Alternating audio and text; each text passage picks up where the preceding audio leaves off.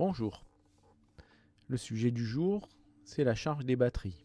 À bord de bateaux, à bord de chalets, à bord d'équipements mobiles. Le problème étant le même. On trouve bien sûr des tas de chargeurs super sophistiqués qui permettent normalement de bien faire les choses. La première chose à comprendre, c'est que la maîtrise d'un cycle de charge correct passe par le contrôle du courant de charge. Ça permet au chargeur de faire correctement ces différents états de charge, pour ceux qui ont 3 ou 5 états, et ça va du coup permettre de rester en dessous du critère de bonne durée de vie de la batterie, c'est-à-dire limiter le courant de charge. On va essayer de comprendre les tenants et aboutissants sur les installations que l'on a à bord des bateaux. Alors évidemment, on part de sources d'énergie qui peuvent être le courant alternatif du quai, de l'énergie solaire, une éolienne ou encore hydrogénérateur et toute autre source d'énergie. On passe par un chargeur, souvent configurable pour l'adapter à la technologie des batteries, et qui nous propose de faire différents états de charge. On va regarder un petit peu ça en détail. On a donc un courant de charge qui circule dans la batterie qui est égal au courant sorti du chargeur. Tout se passe bien dans ces cas-là, puisque le chargeur, qu'il soit configuré pour des batteries lithium-fer ou plomb acide, va pouvoir détecter la chute du courant, ce qui va lui permettre de passer dans le mode floating, par exemple, pour les batteries plomb. Jusque-là, tout semble correct. Effectivement, ça semble correct si on a un équipement qui est chargé et utilisé dans des temps qui sont différents. C'est l'exemple du vélo électrique, d'une voiture entièrement électrique, encore de matériel électroportatif, où cette solution peut être retenue et le chargeur donne ses performances attendues de façon parfaite. Dans la vie de bateau, de chalet, d'éléments mobiles, on est confronté à un autre cas, c'est que souvent, on utilise en fait notre installation pendant qu'on charge. On a un réfrigérateur, de l'éclairage, plein de dispositifs qui consomment de l'énergie. Ceci vient fausser en fait la mesure que fait le chargeur, puisque dans ce cas, on a une différence entre e-charge et e-batterie.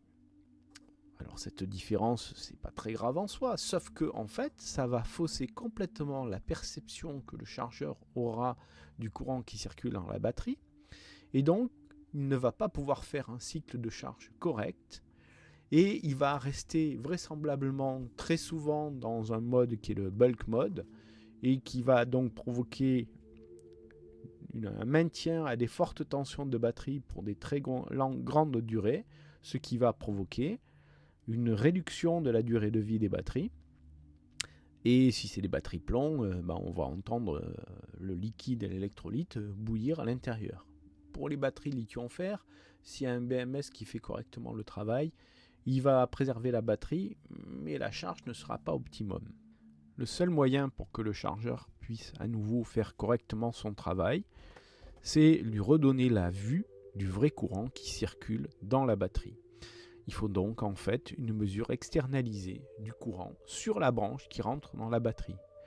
Le lieu où le capteur de courant doit se trouver est très important, puisque c'est uniquement le courant qui rentre dans la branche de batterie qui est en jeu pour gérer les cycles de charge. Mais bien sûr, tout cela serait trop simple, car bien sûr, nous avons différentes sources d'énergie qui collaborent. Le solaire, l'éolien, l'énergie du quai, le 220 alternatif, ou le 120 volts si on est aux États-Unis. Souvent, on a dimensionné ces installations pour produire un courant suffisant, à elles seules, pour charger les batteries.